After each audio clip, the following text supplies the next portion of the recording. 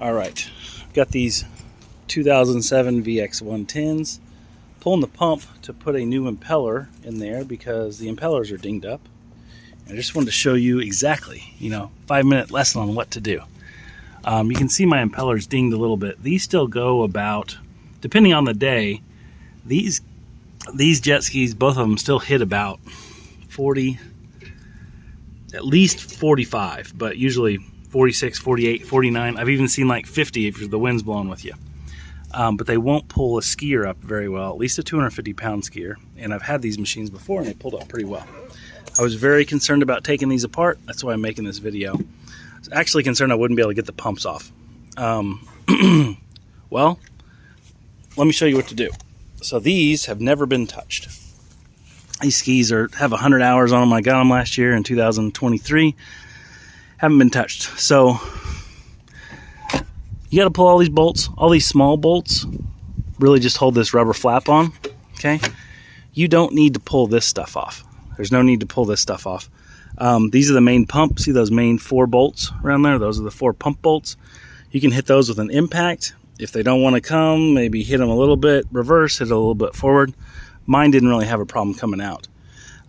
This whole spring thing, it's attached to this same plastic piece, so I would not, there's no reason taking this stuff apart. This thing just slides. This collar just slides, and this will just pop off. This is the reverse bucket, if you're so lucky as to have one. And then this, you have to pull the nut off, and then you can actually put this whole thing's actually threaded into the plastic.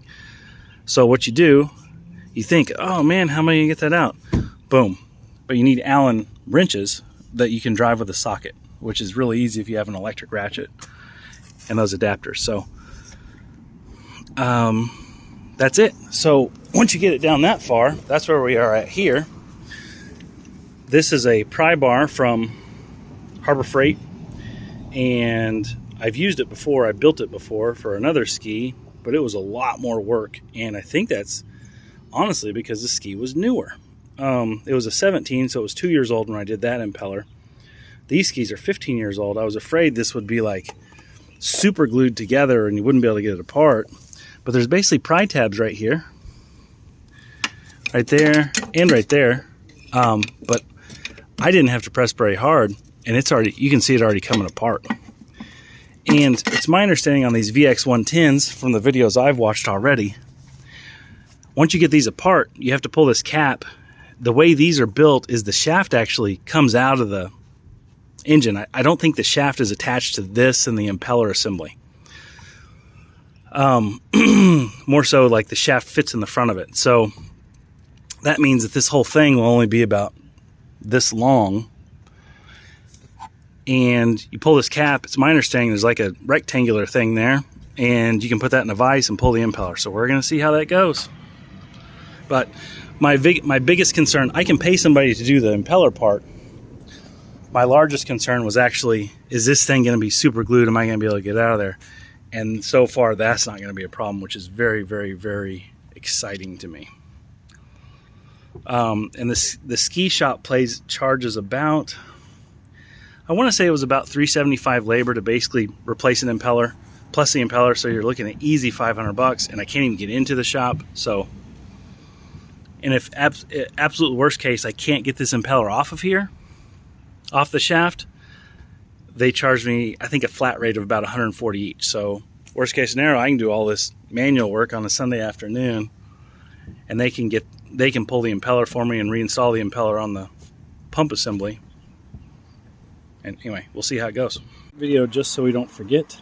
Here's the impeller that came off. You can see I've got some minor dings in here. Could probably be repaired.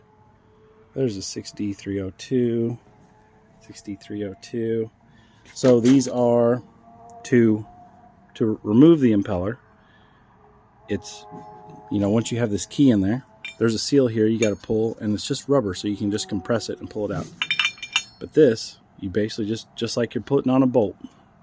So if you're taking it off, you're going, counterclockwise.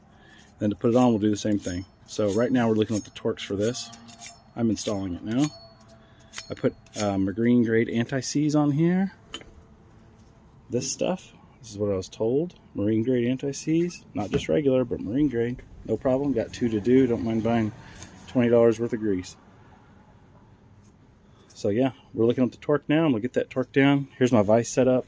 It's bolted to, basically bolted to the workbench pretty well. Maybe I got it tighter on the A2, but this thing really, I didn't pop it off by hand, but with the impact, once you know which way it's going, 2007 VX110, it came right off. I was very happy. Let's pull the other impeller. This one is actually super hose. Look how not even straight it is. Wow. And that's the back, that's the back edge. Oh no, it's not. Wow, wow, wow. Okay, so quick torque specs. These are 5. These right here are 5.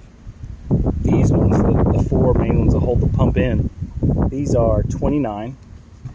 And we found that the pump torque, or the prop torque, which is just regular righty-tighty, is 54.